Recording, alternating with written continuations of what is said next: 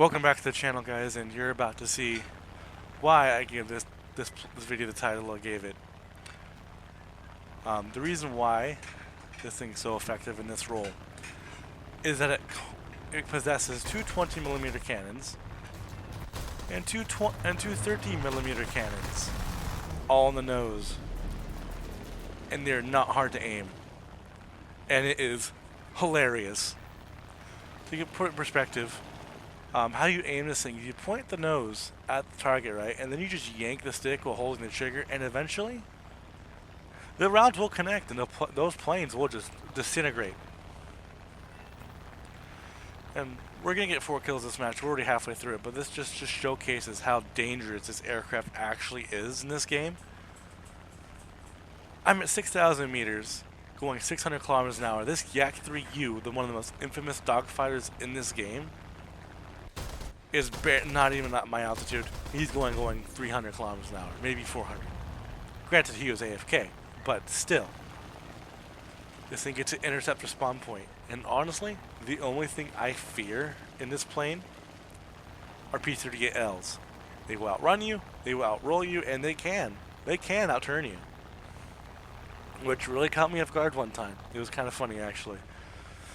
But the role this thing plays is energy and energy galore.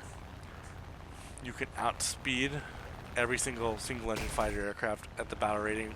Actually, anything but a Corsair and a P-51H, pretty much. You can outspeed. Easy. And watch me miss my shots as I usually do. You can outturn most of them too. Bearcats, P-51s, maybe not a Spitfire. Didn't have that chance yet. But this thing, it holds energy so well. Look at me. I am back up to 5,000 meters. I'm barely sub 500 kilometers an hour. I'm going to dive back down to the G56. And like, it's not going to work out for him in the slightest. He's not even paying attention to me. He just wants to kill. And I'm about to hose him down with this one single burst. Boom. You see what I mean by just yanking the stick and pulling the trigger? That was just a quick example of what this thing can do. We're going to go to the next match. We're sitting at 6,500 meters. We're sitting pretty. Sadly, there are no bombers at this altitude, which is really fun to kill in this thing. You saw why. And we're just cruising. We're waiting to see what's going on. We're looking for bombers. We're looking for high altitude fighters. And we've seen none, so we're going for these two bombers. And these poor PB4Ys, man. Once you get this thing going, it does not stop. I'm already going 600 kilometers an hour. I barely dove. I just rolled over. And we're just going to tear them apart. Boom. This thing actually does tank some damage too. I mean, it's not that durable, especially the engines, but the hull and the wings, pretty durable. But honestly, I would rather, according to my J5N1, which is a societal menace as I put it, I would rather have this thing. This thing can outclimb and outspeed the J5N1.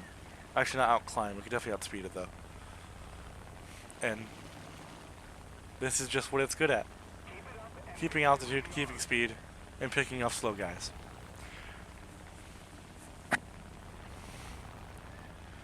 Now, we're going to get a pretty far shot in this guy. I think we start shooting at 1.3 kilometers, and he does not take it too well.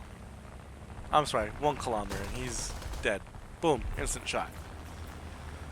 And we're going back up, because we don't want to go too fast, because we're about to rip.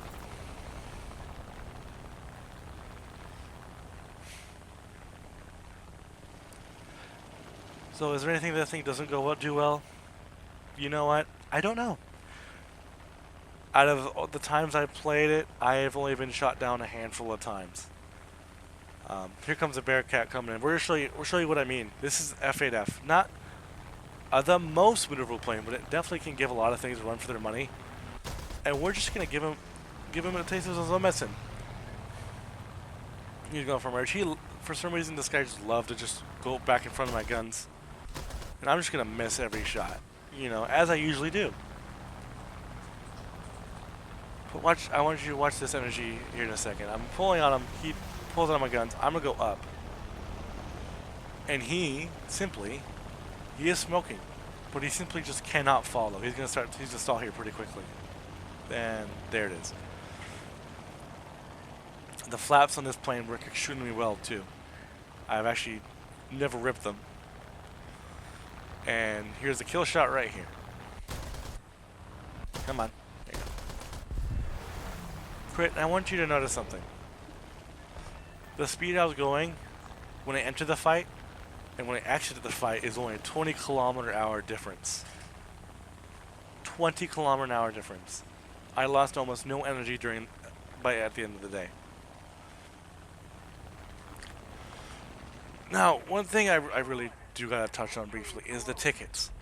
Why on earth can a single ground pounder drain the tickets to the point to where if our one team is winning the air superiority role, why can one ground pounder win the whole match for their team? The way it's built mainly is for air-to-air combat, and this isn't fair to the fighters who are slam dunking the enemy team and then they lose to a single ground attacker. That it really isn't fair in the slightest.